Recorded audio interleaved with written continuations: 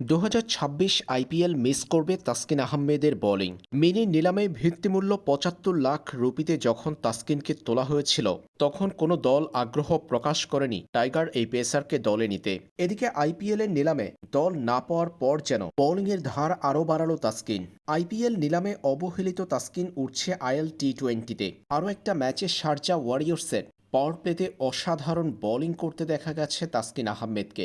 নিজের প্রথম ২ ওভারে ২টা উইকেট শিকার করেছেন তাসকিন।